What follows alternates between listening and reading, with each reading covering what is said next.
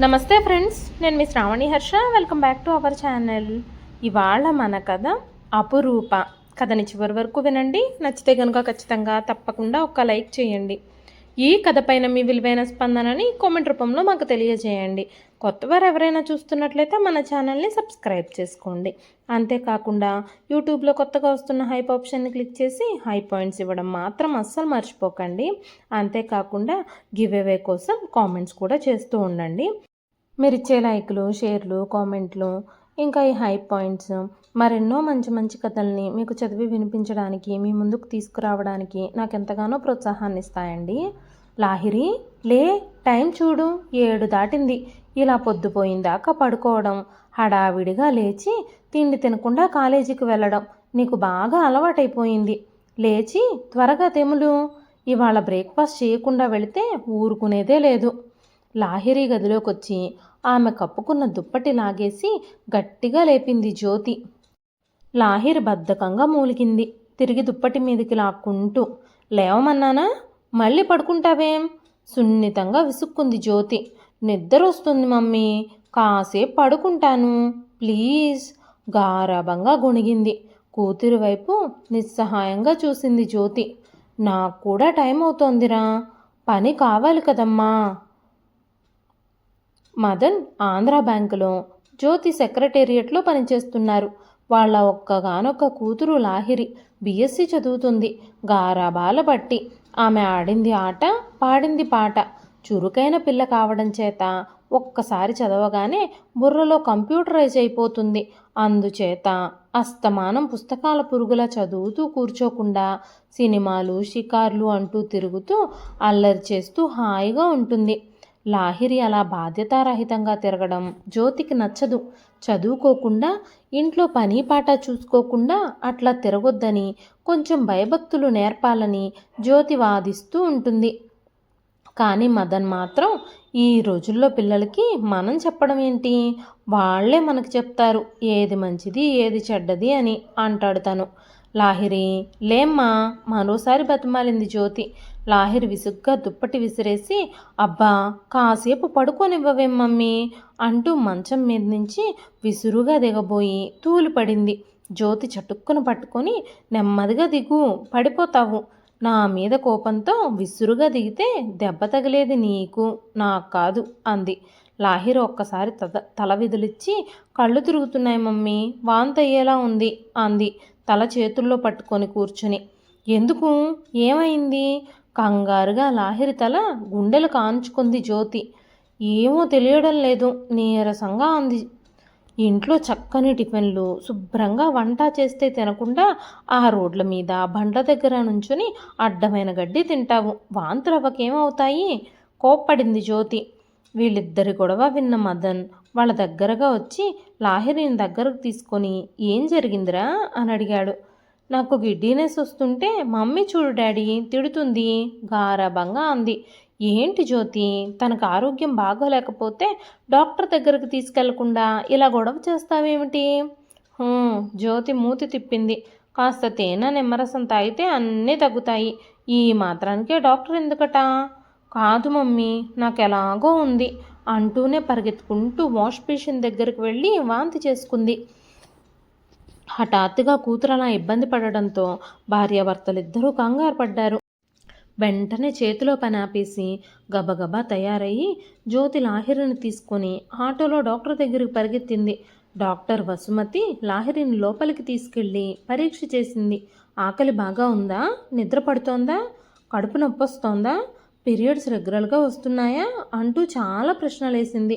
లాహిరికి అన్నీ సరిగ్గానే ఉన్నా ఈ మధ్య పీరియడ్స్ రెగ్యులర్గా లేవు. 2 నెలలైంది డాక్టర్, రెగ్యులర్గా లేవు చెప్పింది లాహిరి. 2 నెలలా? డాక్టర్ మరికొన్ని పరీక్షలు చేసి చిరునవ్వుతో అంది. కంగ్రాట్స్ అమ్మా, నువ్వు అమ్మవి కాబోతున్నావు.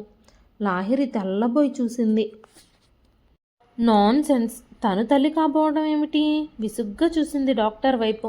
ఆవిడ వాష్ బేసిన్ దగ్గర చేయి కడుక్కొని నాప్కిన్తో తుడుచుకుంటూ వచ్చి కుర్చీలో కూర్చొని ప్రిస్క్రిప్షన్ రాస్తూ జ్యోతితో అంది. మీ అమ్మాయేనా? మీరు అమ్మమ్మ కాబోతున్నారు. తన పక్కనే అణుబాంబు పడినట్టు నిర్ఘాంతపోయి చూసింది జ్యోతి. వాట్? నేను? లాహిరి అంటూ తడబడింది. లాహిరి అమ్మ కాబోతోంది అని చెప్పింది. ఆవిడ తల వంచుకొని మందులు రాస్తూ ఉంది.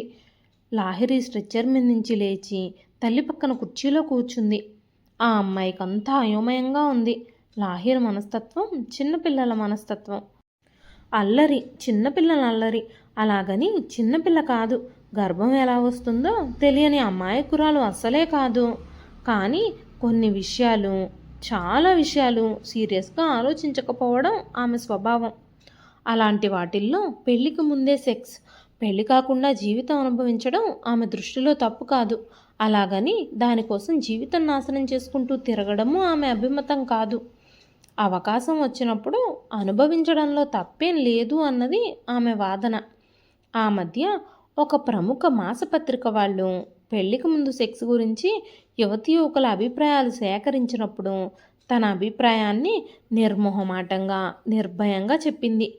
అలా చెప్పిందని కానీ, కూతురికి ఇలాంటి అభిప్రాయాలు ఉన్నాయన్న సంగతి కానీ ఇటు జ్యోతికి కానీ అటు మదన్కి కానీ తెలియనే తెలియదు. అయితే డాక్టర్ చెప్పిన వార్త విన్న తర్వాత ఇలాంటి ఇబ్బందులు ఉంటాయి అన్న సంగతి మొట్టమొదటిగా తెలుసుకున్న లాహిరి అసలు ఇది ఎలా జరిగింది అని ఒక్కసారి గతం గుర్తు చేసుకుంది. ఆ రోజు లాహిరి కాలేజీకి వెళ్ళేటప్పటికే క్లాసులు జరగడం లేదు. స్టూడెంట్స్ అంతా ఆవరణలోనే నిల్చుని ఉన్నారు. క్లాస్లో అల్లరి చేస్తున్నాడని ఒక విద్యార్థిని లెక్చరర్ క్లాస్ నుంచి బయటికి పంపించేశాడు. లెక్చరర్కి వ్యతిరేకంగా ఆ క్లాస్ వాళ్ళందరూ కలిసి మొత్తం కాలేజీలో అన్ని క్లాసులు బాయ్కాట్ చేశారు. చెయ్యని వాళ్ళని స్టూడెంట్ యూనియన్ నాయకులు వచ్చి దగ్గరుండి చేయించారు.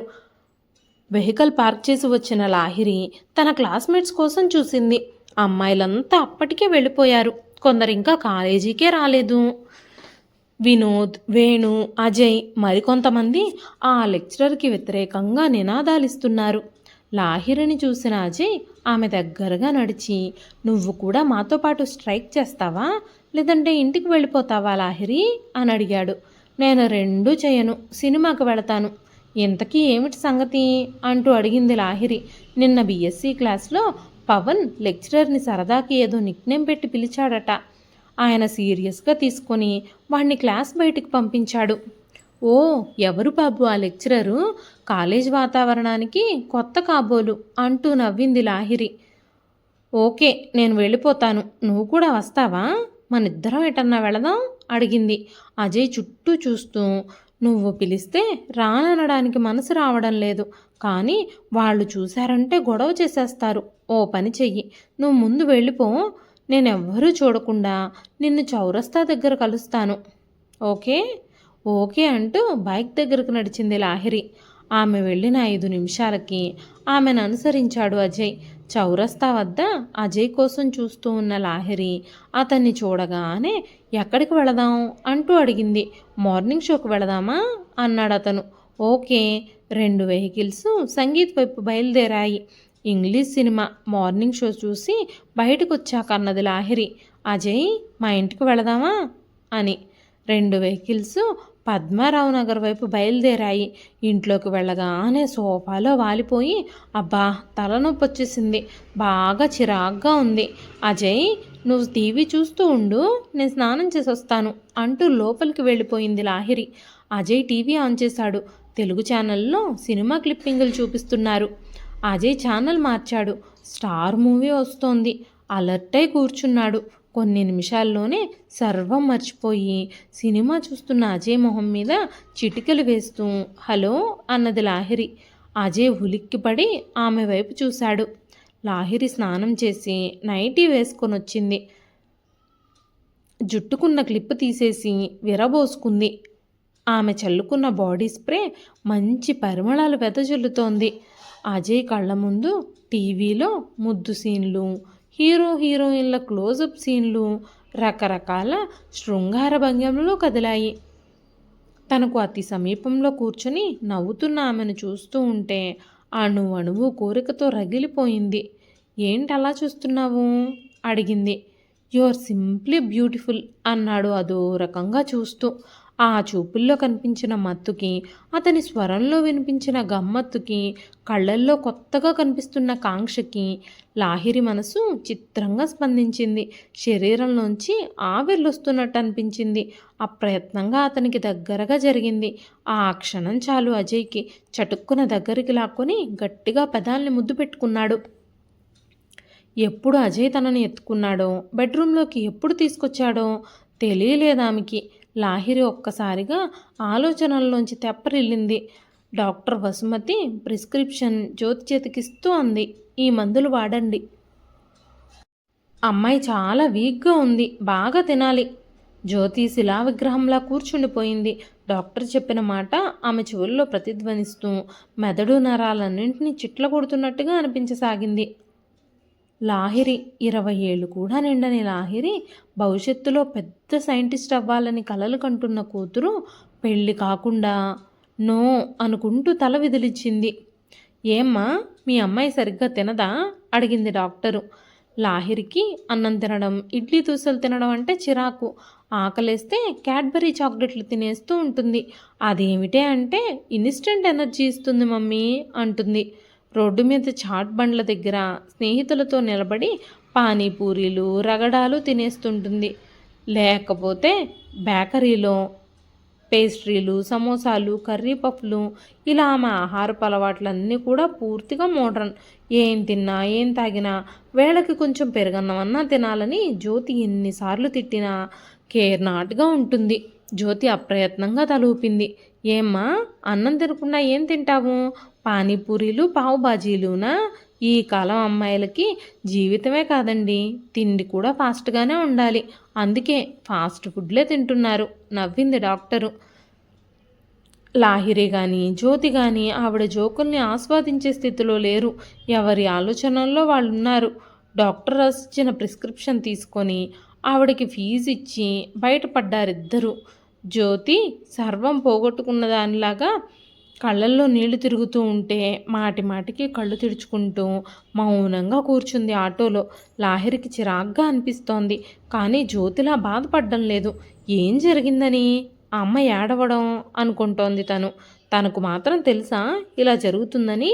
చచ్చా, తనకి బుద్ధి లేకపోతే అజయ్ కన్నా ఉండాలి. ప్రెగ్నెన్సీ రాకుండా బోలెడు ప్రికాషన్స్ అందుబాటులో ఉన్నాయి కదా. అయినా ఆ సమయంలో ఇవన్నీ ఆలోచిస్తారా ఏమిటి? ఆ క్షణంలో అజయ్ తనని ముట్టుకోగానే తన శరీరంలో కరెంటు ప్రవహిస్తున్నట్టుగా అనిపించింది. ఆ అనుభూతి ఎంతో మధురంగా, హాయిగా అనిపించింది. అంతే, ఎంజాయ్ చేయాలనిపించింది. అయినా ఒక్కసారిగా కడుపు వచ్చేస్తుందా? ఎలా? ఛా, ఈ ప్రెగ్నెన్సీ బాధ లేకపోతే ఇప్పుడు మాత్రం ఏం పోయిందిలే, అబార్షన్ చేయించుకుంటే సరి. Auto gate ముందాగింది. జ్యోతి చటుక్కున దిగి చేతిలో పట్టుకున్న డబ్బులు డ్రైవర్ చేతిలో పెట్టి పరుగులాంటి నడకతో లోపలికి వెళ్ళిపోయింది.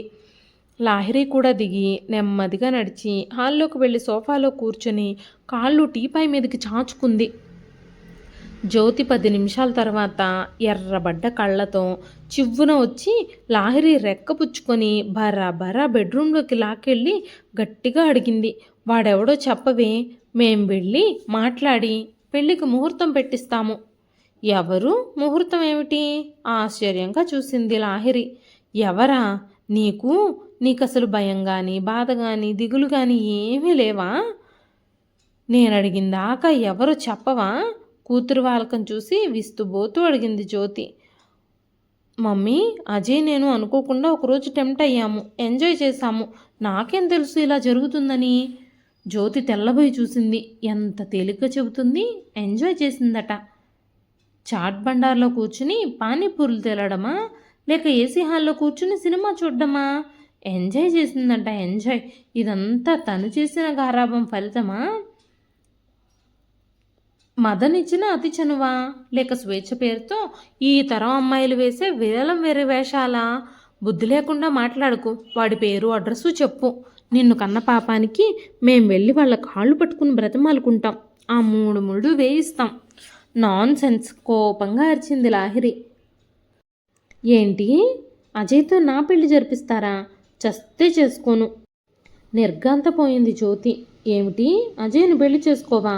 మరి చేసుకోను. అజయ్ని పెళ్లి చేసుకోవడం ఏంటి మమ్మీ? అజయ్ నా బాయ్ ఫ్రెండ్. తనని నేను ఎప్పుడూ భర్తగా భావించలేదు. నాకు పెళ్లి మీద చాలా కోరికలున్నాయి. జ్యోతి నోట మాట రాందనలాగా చూస్తూ ఉండిపోయింది. అజయ్తో తొందరపడి కడుపు తెచ్చుకొని ఏ ధైర్యంతో అతన్ని చేసుకోనంటుంది? పైగా పెళ్లి మీద చాలా కోరికలున్నాయి అని ఎంత నిర్భయంగా చెబుతోంది. దీన్ని ధైర్యం అనాలా, తెగింపు అనాలా, అమాయకత్వం అనాలా? జ్యోతికి తన చిన్నప్పుడు పక్కింటి సుజాత కాలు జారి కడుపొచ్చిందని ఆత్మహత్య చేసుకోవడం గుర్తుకొచ్చింది. ఇదేమిటి, లాహిరి ఎలా మాట్లాడుతుంది? తన కూతురు తప్పు చేసింది. అమాయకత్వంతోటో తెలివి తక్కువతోటో కూతురు చేసిన తప్పుని కడుపులో దాచుకుని క్షమించి కూతురు భవిష్యత్తు నిలబెట్టడం తల్లిగా తన బాధ్యత. జరిగిన సంఘటన తలుచుకుంటూ కూతుర్ని తిడుతూ దురదృష్టమని కర్మ అని నెత్తిన చేతులు పెట్టుకుని కూర్చుంటే లాహిరి జీవితం నాశనం అయిపోతుంది. రభస చేసి తమ వ్యక్తిగత విషయాలని తామే వీధిన పడేసుకున్నందువలన ఒరిగేదేమిటి? అతనెవరో తెలుసుకొని కులం, గోత్రం, వంశం, ఆస్తి, అంతస్తు ఏమీ చూడకుండా అతనికిచ్చి పెళ్లి చేయడమే తక్షణ కర్తవ్యం. కానీ ఇదేంటి ఇలా అంటోంది? జ్యోతికి ఏం చేయాలో తోచలేదు.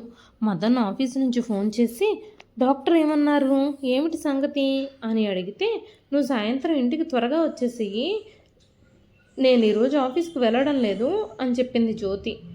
లాహిరి మామూలుగా తిరుగుతూ ఉంటే పిచ్చిదానిలా చూస్తూ అలా కూర్చుండిపోయింది. మదన్ ఇంటికి వచ్చిందాకా. సాయంత్రం ఇంటికి వచ్చిన మదన్ జ్యోతి చెప్పిందంతా విని షాక్ తగిలినట్టు అయిపోయాడు. లాహిరి ఇలాంటి పని చేసిందా? తన కూతురు అమాయకురాలనుకుంటున్న తన గారాల కూతురు ఇంత పెద్దదైపోయిందా? అతనికేం అంతు పట్టడం లేదు. మిగతా విషయాలు మాట్లాడినట్టు కూతురుతో ఈ విషయం మాట్లాడలేకపోయాడు. లాహిర్ వచ్చి పలకరించిన మొహం తిప్పుకొని వెళ్ళిపోయాడు. జ్యోతికే నిర్ణయం వదిలేశాడు. అజయ్ని లాహిరి ప్రేమించిందేమో అనుకున్న మదన్ ప్రేమించిన వాడితో పెళ్లి వద్దంటే లాహిరి ఏ ఆగాయిత్యం చేసుకుంటుందోనని భయపడ్డాడు. కానీ లాహిరి చెప్పిన సమాధానాలు అతనికి మతిపోయేలా చేశాయి. తల్లి తండ్రి ప్రవర్తన లాహిరికి నచ్చలేదు. తనేం చేసిందని ఎలా ప్రవర్తిస్తున్నారు వీళ్ళిద్దరూ? అబార్షన్ చేయించుకుంటే పోయేదేగా, ఎందుకు ఇలా ఏడుస్తున్నారు వీళ్ళిద్దరూ? దాదాపు 3 నెలల క్రితం తన క్లాస్మేట్ సుజాత అనే అమ్మాయి మరో క్లాస్మేట్ని ప్రేమించి ప్రెగ్నెన్సీ వచ్చాక పెళ్లి చేసుకోనన్నాడని ఆత్మహత్య చేసుకుంది. ఆ తర్వాత వాళ్ళ అమ్మ వాళ్ళు పరుగు పోయిందని ఈ ఊరు వదిలిపెట్టి వెళ్ళిపోయారు. తనేం అలా చేయడం లేదే. 2 రోజులు గడిచాక లాహిర్ జ్యోతితో అన్నది, మమ్మీ రేపు నేను డాక్టర్ దగ్గరకు వెళ్ళి అబార్షన్ చేయించుకుంటాను. మళ్ళీ 2 రోజుల్లో కాలేజీకి వెళ్ళిపోవచ్చు. అనవసరంగా సోకాలు పెట్టి గలాబా చేసి గోల చేసి చిన్న విషయాన్ని పెద్దగా చేయకు. ఈ విషయం ఎలా డీల్ చేయాలో నాకు తెలుసు. అజయ్తో నా పెళ్లి గురించి అస్సలు ఆలోచించకండి. జ్యోతి వెర్రి చూపులు చూస్తుంటే హై హీల్స్ టకటకలాడిస్తూ బయటకు వెళ్ళిపోయింది. లాహిరి వెళ్ళిన వైపు చూస్తూ చేష్టలుడికి కూర్చుండిపోయింది జ్యోతి. లాహిరి మాట్లాడిన ప్రతి అక్షరం ఒక్కో పుల్లగా మారి ఆవిడ గుండెల్లో చితి పేరుస్తున్నట్టుగా, దాని తాలూకు సెగతో వాళ్ళంతా ఆవిర్లు సోకుతున్నట్టుగా ఉంది. మదన్ ఎలాగైనా కూతుర్ని పెళ్లి కొప్పించమని చెప్పాడు. ఇప్పుడేం చేయాలి? మదన్ వచ్చిందాకా అలాగే కూర్చుండిపోయింది. మదన్ ఆమెను చూసి కదిలిపోయాడు. 2 రోజులకే కృషించి కళ తప్పుంది జ్యోతి. ఆమెను దగ్గరకు తీసుకొని ప్రేమగా అడిగాడు, ఏం జరిగింది? లాహిరి ఏమంది? ఆ ఆప్యాయతకి చలించిపోతూ అతని ఒళ్ళో వాలిపోయి వెక్కి వెక్కి ఏడవసాగింది జ్యోతి.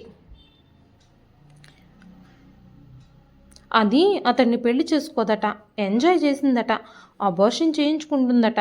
ఒక్కో అక్షరం కూడా తీసుకుంటూ ఆమె చెబుతున్న మాటలు వింటుంటే మదన్కి కాసేపు తనేం వింటున్నాడో ఏమీ అర్థం కాలేదు. అర్థమయ్యాక అతనికి మతి పోయినట్టయింది. లాహిరి ఇంతగా అడ్వాన్స్ అయ్యిందా? ఇలాగ తెగించిందా? దీన్ని తెగింపు అనాలా, మితిమీరిన స్వేచ్ఛ అనాలా? ఆడపిల్ల కోరుకునే స్వేచ్ఛ ఇదేనా?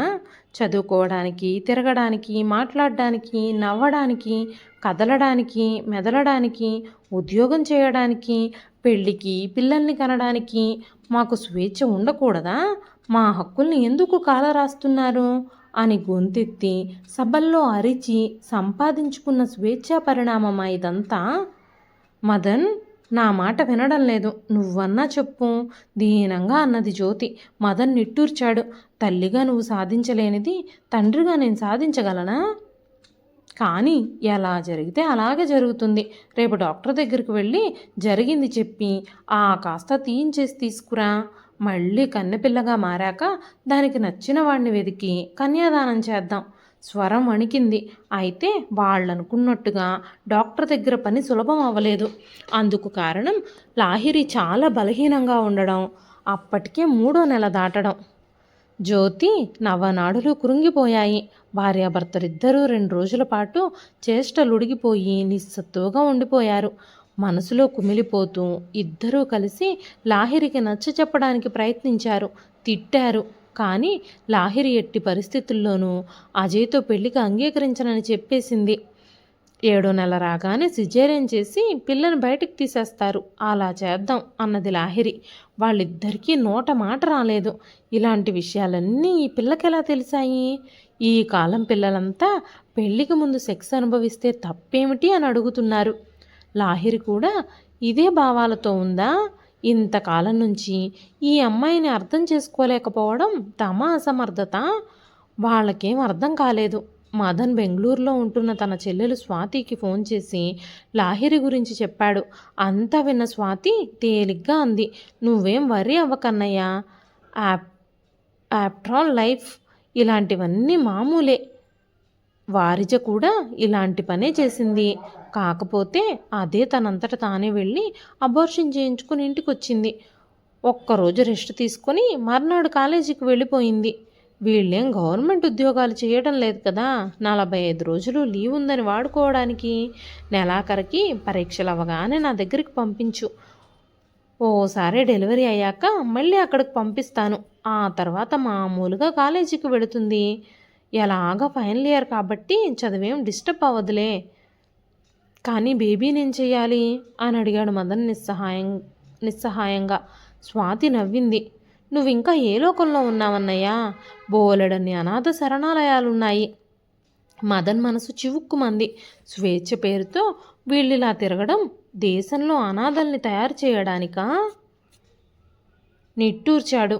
అన్నయ్య, ఈ కాలంలో సెంటిమెంటల్గా ఆలోచించి బాగుపడడం కష్టం. మనం కూడా కాలానుగుణంగా మారితేనే బ్రతకగలము. ఈ విషయంలో నువ్వు చాలా బాధపడుతున్నావన్నట్టుగా అనిపిస్తోంది. అనవసరంగా ఎక్కువగా ఆలోచించుకు, నేను చూసుకుంటాను, ఓకేనా? స్వాతితో మాట్లాడిన దగ్గర నుంచి మదన్ మనసులో సంఘర్షణ మొదలయ్యింది. అప్పుడప్పుడు పేపర్లలో పసికందులని చెత్త కుప్పల్లోనూ మురుగు కాలవల్లోనూ పడేసి వెళ్ళిపోతూ ఉండే పెళ్ళి కాని తల్లుల గురించి చదివినప్పుడు ఆ తల్లుల మీద తనకి విపరీతమైన అసహ్యం వేస్తూ ఉంటుంది. ఒళ్ళుపాయి తెలియకుండా తిరిగి వాళ్ళ కోరికలకి, వాళ్ళ పిరికితనానికి పసిపిల్లల్ని బయలు చేయడం ఎంత అమానుషత్వం. తిరగడానికి ధైర్యం చేసేవాళ్ళు పిల్లల్ని పెంచుకోవడానికి ఎందుకు ధైర్యం చేయరు అనుకునేవాడు. కానీ ఇప్పుడు తనకే అలాంటి పరిస్థితి ఎదురయ్యింది. తన తక్షణ కర్తవ్యం ఏమిటో అతనికి ఏమీ అర్థం కాలేదు. జ్యోతి మాత్రం స్వాతి ఇచ్చిన మోరల్ సపోర్ట్తో చాలా ధైర్యంగా కనిపించింది. ఆమె గుండెల మీద అప్పటిదాకా ఉన్న భారం తొలగిపోయి హాయిగా నిట్టూర్చింది. లాహిరి పరీక్షలైపోగానే ఆమెను తీసుకుని భార్యాభర్తలిద్దరూ బెంగళూరు వెళ్ళారు. స్వాతి వీళ్ళనెంతో ఆప్యాయంగా ఆహ్వానించింది. ఆమె భర్త వినోద్ కూడా మదన్కి, జ్యోతికి ధైర్యం చెప్పాడు. మీరేం బాధపడకండి బావగారు, ఈ రోజుల్లో ఇవన్నీ మామూలైపోయాయి. ఇంకా నయం, లాహిరి చేసిన తప్పు ఒప్పుకుంది, ధైర్యంగా నిలబడింది. కొందరు అమ్మాయిలైతే తిరిగినంతసేపు తిరుగుతారు. ఇలాంటి పరిస్థితి రాగానే ఆత్మహత్యలు చేసుకుంటారు. లాహిరిని ఈ విషయంలో మనం మెచ్చుకోవాలి. అది కాదు వినోద్, ఆ కుర్రాడెవరో చెబితే పెళ్లి చేసేస్తాం కదా. మనకేం ఆస్తిపాస్తులకేమీ లోటు లేదు కదా. వాళ్ళు అడిగిన కట్నం ఇచ్చి 3 ముళ్ళు వేయిస్తే గౌరవం కదా. ఎంత నచ్చ చెప్పినా ఇది వినడం లేదు. ఆవేదనగా అన్నాడు మదన్. బావగారు, చదువుకున్న మీరే ఇలా మాట్లాడితే ఎలాగా? అతనంటే ఇష్టం ఉండి లాహిరి ఈ పని చేసిందా? ఏదో క్షణికోద్రేకంతో చేసింది. కర్మకాలు ఇలా జరిగింది. 9 నెలలు కష్టపడి ఆ పిండాన్ని తీసేస్తే ప్రక్షాళన చేసుకొని కోరుకున్న వాడిని పెళ్లి చేసుకొని 100 ఏళ్ళు హాయిగా బ్రతకడం కావాలా మీకు? ఈ 9 నెలల కష్టం కోసం మనసు చంపుకొని ఇష్టం లేని వాడిని పెళ్లి చేసుకొని 100 ఏళ్ళు నరకం చూస్తూ బ్రతకాలా? లాహిరి ఆధునిక యువతి బావగారు.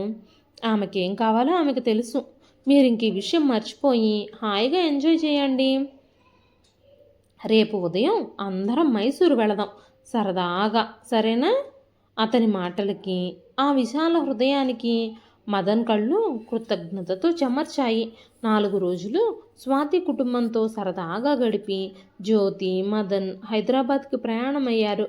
బయలుదేరేటప్పుడు కూతుర్ని దగ్గరికి తీసుకొని కన్నీళ్లతో ముద్దు పెట్టుకుంది జ్యోతి. లాహిరి మాత్రం ఎప్పట్లాగే హుషారుగా తిరుగుతుంది. కాకపోతే ఈ మధ్య అబ్బా బరువుగా ఉంది మమ్మీ, వెయిట్ పెరిగినట్టుగా అనిపిస్తుంది, డైటింగ్ చేస్తాను అని గోల చేస్తుంది. జ్యోతికి బాధ అనిపించింది.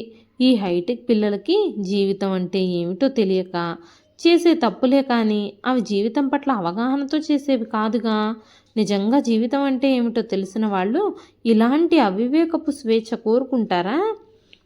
ఆ మధ్య ఎక్కడో చదివింది, ఎవరో ఒక అమ్మాయి గర్భం దాలిస్తే ఎలా ఉంటుందో అనే థ్రిల్ కోసం పెళ్ళి కాకుండా పిల్లని కని కన్నాక ఆ పిల్లని ఏం చేయాలో తెలియక ముక్కు మూసి చంపేసిందట. జ్యోతి ఒళ్ళు ఒక్కసారిగా గగురు పొడిచింది. లాహిరికి నెలలు నిండాయి. స్వాతి ఎప్పటికప్పుడు మదన్కి, జ్యోతికి ఫోన్ చేసి అతని విషయాలు చెబుతుంది.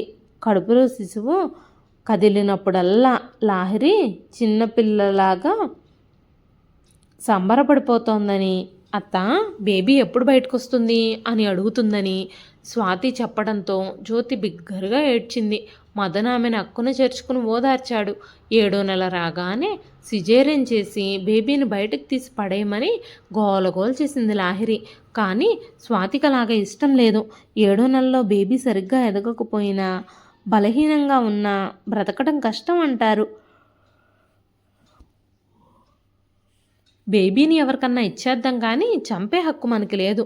ఇన్నాళ్ళు భరించావు, ఇంకో 2 నెలలు భరించు అని నచ్చ చెప్పింది. అయితే లాహిరి ముందు గొడవ చేసిన నెలలు నిండుతున్న కొద్దీ కడుపులో సున్నితమైన కదలికలకి ఆమెలో విచిత్రమైన మార్పు వచ్చింది. అత్త, పాప పుట్టాక నాకు ఒకసారి చూపించి ఎవరికైనా ఇవ్వు, పుట్టగానే పాపాయి ఎలా ఉంటుందో చూడాలనుంది అంది. లాహిరిలో ఉన్న అమాయకత్వం చూస్తే స్వాతికి జాలేసింది. 9వ నెల వచ్చింది. ఆ రోజు తెల్లవారి లేస్తూనే లాహిరికి నొప్పులు ప్రారంభమయ్యాయి. వినోద్, స్వాతి కలిసి హాస్పిటల్కి తీసుకెళ్లారు.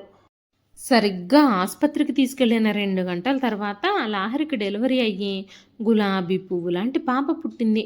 నర్సు చేతుల్లో చిన్న చిన్న గుప్పెట్లు మూసుకొని ఇంకా కళ్ళు తెరవని ఆ పసిగుడ్డుని చూస్తూ ఉంటే లాహిరికి అప్పుడే పూసిన ఒక గులాబీ పువ్వు గుర్తుకొచ్చింది. స్వాతి ఏం మాట్లాడిందో గాని పాపని తీసుకొని నర్సు వెళ్ళిపోయింది. లాహిరికి పాపని నర్సు తీసుకెళ్ళిపోవడం నచ్చలేదు. ఇంకాసేపు పాపని చూడాలి అని అనిపించింది. ఒక్కసారి చేత్తో ముట్టుకోవాలి అని, ఎత్తుకోవాలని అనిపించింది. రూమ్లోకి తీసుకురాగానే స్వాతితో అంది, పాపనిచ్చేసావా? కొన్ని రోజులు ఉంచుకొని ఇచ్చేద్దామా? స్వాతి వింతగా చూసింది ఆ పిల్ల వైపు. కొన్ని రోజులు ఉంచుకొని ఎలా ఇవ్వగలవు లాహిరి? అయినా అయ్యిందేదో అయ్యింది. నువ్వు ఈ క్షణం మంచి మామూలు లాహిరివి. అంతా మర్చిపోయి హాయిగా 1 నెల రోజుల్లో కాలేజీలో చేరి పై చదువులు చదువుకో. మంచి సంబంధం చూసి నాన్న చేసే పెళ్లి చేసుకొని సుఖపడు. లాహిరికి స్వాతి చెప్పింది నిజమే అనిపించినా ఎందుకో గాని మనసులో తనేదో తప్పు చేసినట్టుగా గిల్టీగా అనిపించసాగింది. అత్త, పోనీ వాళ్ళతో చెప్పు, పాపకి అపురూప అని పేరు పెట్టమని. నాకు ఆ పేరంటే చాలా ఇష్టం. నాకు పాప పుడితే అదే పేరు పెట్టాలనుకున్నాను. స్వాతికి లాహిరి మాటలు బాధ కలిగించాయి. ఇది తెలివైన పిల్ల తెలివి తక్కువదా అనుకుంది. చిరునవ్వుతో సరే చెప్తాను అనేసి ఊరుకుంది. జ్యోతికి మదన్కి స్వాతి జరిగిందంతా ఫోన్ చేసి చెప్పింది. వాళ్ళిద్దరూ తేలిగ్గా నిట్టూర్చారు. ఒక్క క్షణం ఓ చిన్నారి పాపాయి జీవితం నాశనం చేశామేమో అనిపించింది ఇద్దరికీ. పాపం, పాపనెవరు తీసుకెళ్లారో, ఎలా చూసుకుంటారో. భగవంతుడి దయ వల్ల మంచి కుటుంబంలోకి వెళ్ళి ఆ పాప భవిష్యత్తు ఉజ్వలంగా వెలగాలి అనుకున్నారిద్దరూ. నెల తరువాత లాహిరి తిరిగి హైదరాబాద్ వచ్చి కాలేజీలో చేరింది. జరిగిన విషయం ఎవ్వరికీ పొరపాటును కూడా చెప్పలేదు. సెలవుల్లో ఊరెళ్ళి వచ్చింది అనుకున్నారే కానీ ఎవ్వరూ ప్రత్యేకంగా లాహిరిని కానీ జ్యోతిని కానీ ఏమీ అడగలేదు. జ్యోతి లాహిరిని కూర్చోబెట్టి ఓ రోజు ఖచ్చితంగా చెప్పింది, ఇంకోసారి అలాంటి తిరుగుళ్ళు తిరిగితే ఇంట్లో నుంచి వెళ్ళగొడతామని. కొంచెం బెదిరింది లాహిరి. అంతేగాక అజయ్కి ఈ విషయం చెప్పకు, రేపెప్పుడైనా అడ్వాంటేజ్గా తీసుకుంటాడు, ఏం జరగనట్టే ఉండు, ఇంకోసారి వాడితో ఒంటరిగా కనిపిస్తే మాత్రం బాగుండదు అని వార్నింగ్ కూడా ఇచ్చింది జ్యోతి. లాహిరిలో మునుపటి చిలిపితనం, నిర్లక్ష్యం పోయి కొద్దిగా హుందాతనం వచ్చింది. అది బహుశా పొందిన చేదు అనుభవం వల్ల కావచ్చు, లేక వయసు తెస్తున్న మార్పు కావచ్చు. ఇది వరకులా చాట్ బండారాల్లో కాకుండా ఇంట్లోనే అన్నం తింటుంది. మధ్య మధ్య తెల్లటి టవల్ మధ్య గులాబీ పువ్వు లాంటి పాప కళ్ళ ముందు కనిపిస్తూ ఉంటే పాప ఎక్కడుందో ఏం చేస్తుందో అనుకోసాగింది. ఓ రోజు స్వాతికి ఫోన్ చేసి, అత్త, పాపని ఎవరు తీసుకున్నారు, ఏం పేరు పెట్టారు, అపురూప అని పెట్టమన్నానని చెప్పావా అని అడిగింది. అది విన్న జ్యోతి మండిపడింది. వెధవ పని చేసేటప్పుడు లేని ప్రేమ, శ్రద్ధ ఇప్పుడు కావాల్సి వచ్చాయా? ఎన్నిసార్లు చెప్పాను నీకు, ఇంకా విషయం ఆలోచించొద్దని అంటూ అరిచింది జ్యోతి. తల్లిని అంత కోపంగా మొదటిసారి చూసిన లాహిరి బెదిరిపోయింది. కానీ కనీసం తన పాపని తలుచుకోవడానికి కూడా తనకి హక్కు లేదా అనిపించి బాధపడింది. అప్పుడప్పుడు కలలో తెల్లటి టవల్ మధ్య కళ్ళు మూసుకొని గుప్పిట్లు మూసుకొని ఉన్న పాప అచ్చు గులాబీలా కనిపిస్తూ ఉండడంతో ఒక్కసారి నిద్రలేచి అలా కూర్చొని ఆలోచిస్తూ ఉండిపోయేది. అన్నీ మర్చిపోవడానికి, ముఖ్యంగా పాపని మర్చిపోవడానికి చదువు మీద దృష్టి కేంద్రీకరించింది. ఎప్పుడైనా టీవీ చూస్తున్నప్పుడు చిన్న పాపల అడ్వర్టైజ్మెంట్స్ కనిపిస్తే మనసు విలవిల్లాడిపోతూ ఉండేది. ఆ రోజు ఆదివారం. లాహిరి స్నేహితురాలు లలితని ఆ రోజు ఉదయం పెళ్లి కూతుర్ని చేస్తున్నారు. మర్నాడే ఆమె పెళ్ళి. లాహిరి ఉదయాన్నే లేచి లలిత కోసం కొన్న పట్టుచీర, జాకెట్టు, పూలు తీసుకొని లలిత వాళ్ళింటికి వెళ్ళింది. అయితే ఆమె వెళ్ళేటప్పటికీ ఆ ఇంట్లో శుభకార్యం జరుగుతుంది అన్న హడావిడి కానీ ఆనవాలు కానీ లేదు. లాహిరి సందేహిస్తూ లోపలికి అడుగు పెట్టింది. ఆమెను చూడగానే లలిత గట్టిగా ఏడుస్తూ వచ్చి లాహిరిని వాటేసుకుంది. ఏం జరిగిందే ఆశ్చర్యంగా అడిగింది లాహిరి. మా చిన్నన్నయ్య కూతురు అముక్తని ఎవరో ఎత్తుకెళ్లారట, తను కనిపించడం లేదు వెక్కుతూ చెప్పింది. ఎత్తుకెళ్లారా? ఎవరు? ఎందుకు? విస్తుపోతూ చూసింది లాహిరి. అదేంటి, పాపను ఎత్తుకుపోవడం ఏమిటి? బంగారమో, డబ్బో, ఫ్రిడ్జో, టీవీయో ఎత్తుకుపోతారు, కానీ పాపను ఎత్తుకుపోవడం ఏమిటే?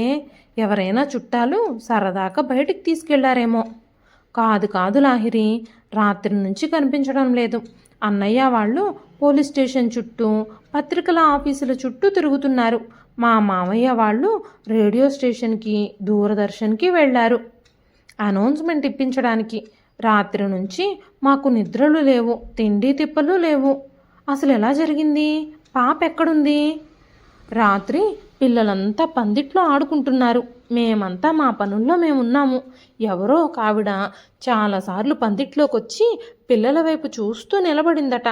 ఎవరో లెమ్మని వీళ్ళు పట్టించుకోలేదట. అముక్త అందరిలోకి చిన్నది కదా, మాటి మాటికి కాళ్ళకడ్డం పడుతూ కింద పడిపోయి ఏడుస్తోందని దాన్ని అరుగు మీద కూర్చోబెట్టి 4 బొమ్మలిచ్చి మిగతా పిల్లలంతా ఆడుకుంటున్నారు. కాసేపటికి చూస్తే అముక్త కనిపించలేదు. పిల్లలంతా ఇంట్లోకి వాకిట్లోకి తిరుగుతూ అముక్త అముక్త అని పిలుస్తుంటే ఏం జరిగిందా అని మేమంతా బయటకొచ్చి అడిగితే అముక్త కనిపించడం లేదు అన్నారు. ఎక్కడికి వెళుతుందిలేమ్మని అందరం వెతుకుతుంటే మా పక్కింటి అబ్బాయి అముక్తని ఎవరో లావుపాట ఆవిడ ఎత్తుకొని తీసుకెళ్తోందని, మా చుట్టాలావిడ కాబోలు అనుకున్నానని చెప్పాడు. మై గాడ్, కానీ ఆవిడేం చేసుకుంటుంది? పరాయి వాళ్ళ పాపనెత్తుకెళ్ళి. ఈ రోజుల్లో ఎవరి పిల్లలే వాళ్ళకి బరువైపోతుంటే అన్నది లాహిరి.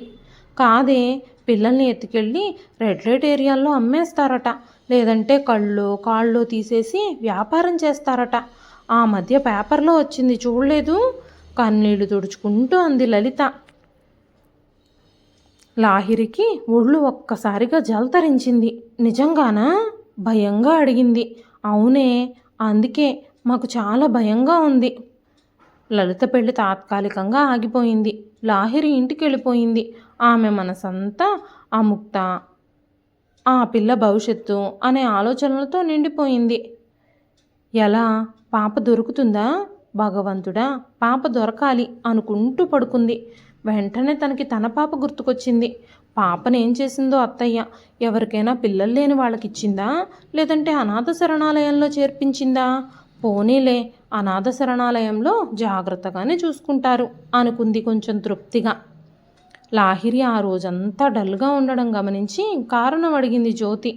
అముక్తని ఎవరో ఎత్తుకెళ్ళిపోయారని చెప్పింది. అసలు ఈ రోజుల్లో ఎవ్వరినీ నమ్మలేకపోతున్నాం.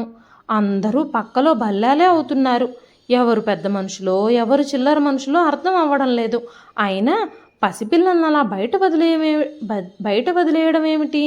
బుద్ధుండక్కర్లా విసుక్కుంది జ్యోతి.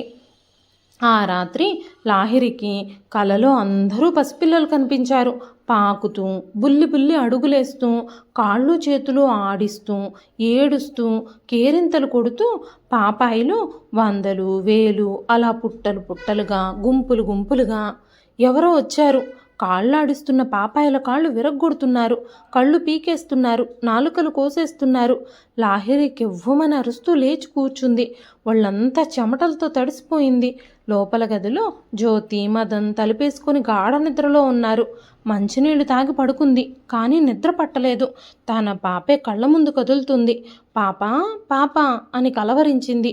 తెల్లవారుతుండగా నిద్ర పట్టింది. మెలకు వచ్చేసరికి మదన్, జ్యోతిల సంభాషణ వినిపిస్తుంది హాల్లోంచి. జ్యోతి స్వరం, బాబోయ్ ఎంత ఘోరం! పసిపిల్లలతో వ్యాపారమా? వీళ్ళు మనుషులా పశువులా? నిన్న లాహిరి చెప్పింది వాళ్ళ స్నేహితురాలి అన్నయ్య కూతుర్ని ఎవరో ఎత్తుకెళ్లారని. ఇదేం దారుణం! వీళ్ళకి పిల్లలు లేరు. అసలు గవర్నమెంట్ ఏం చేస్తుంది ఇలా పిల్లలతో వ్యాపారం చేస్తుంటే? అనాథ శరణాలయాల మీద ఇంకా ఎవరికి నమ్మకం ఉంటుంది? వీళ్ళు చేసేది సమాజ సేవ? చిచ్చి, చెప్పుకోవడానికి సిగ్గుచేటు. ఇదేనా మన భాగ్యనగర ఘనత? ఇందుకేనా విదేశీయులు మనల్ని చూసి మురిసిపోతోంది? గవర్నమెంట్ ఏం చేస్తుంది జ్యోతి? ఈ రోజుల్లో నీతి ధర్మం అనేవి ఉన్నాయా? సెక్స్ అనేది గుప్పెట్లో మూసి ఉంచాలన్న ఇంగిత జ్ఞానం పోయి విచ్చలవిడిగా మారింది. ఆడపిల్లలు ఒళ్ళు మరిచి తిరగడం, పిల్లల్ని కనడం, దేశంలో అనాథల్ని తయారు చేయడం, ఇదిగో ఇలాంటి వాళ్ళందరికీ పెట్టుబడి లేని వ్యాపారంగా ఆ పిల్లలే ఉపయోగపడుతున్నారు. ఎవరినని ఏ లాభమూ లేదు. ఇవాళ ఉదయాన్నే పసిపిల్లలతో వ్యాపారం అన్న వార్త వినడం మన దురదృష్టం. మదన్ అంటున్నాడు. నిలువెల్లా వణికిపోయింది లాహిరి. ఉప్పెనలా దుఃఖం ముంచుకొచ్చేసింది. దేశంలో అనాథలతోటేగా వీళ్ళంతా వ్యాపారం చేసేది. దిక్కులేని పిల్లలేగా వీళ్ళందరికీ చులకనగా దొరికింది. అనాథలు తయారవడానికి కారణం ఎవరు? ఎవరిది పాపం? నాది. అవును, నాదే. లాహిరి బిగ్గరగా ఏడవడం మొదలుపెట్టింది. హాల్లో ఉన్న జ్యోతి, మదన్ పరిగెత్తుకునొచ్చారు. 2 చేతుల్లో మొహం దాచుకుని కుప్పలా కూలిపోయి వెక్కి ఏడుస్తున్న కూతుర్ని చూసి ఇద్దరూ నిశ్చేష్టులై శిలల్లా నిలబడిపోయారు. కొంతమంది ఆడవాళ్ళు తప్పు చేసి వదిలించేసుకుందాం అనుకుంటారు. కానీ వాళ్ళు ఎలా బతుకుతున్నారో తెలియక, ఎక్కడున్నారో అర్థం కాక మనశ్శాంతిగా జీవితాంతం బ్రతకలేరు. ఇదండి ఈరోజు కథ.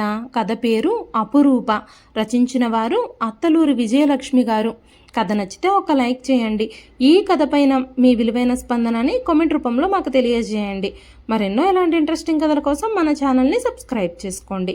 మరొక మంచి కథతో రేపు మళ్ళీ కలుస్తానండి. అంతవరకు సెలవు. ఉంటానండి.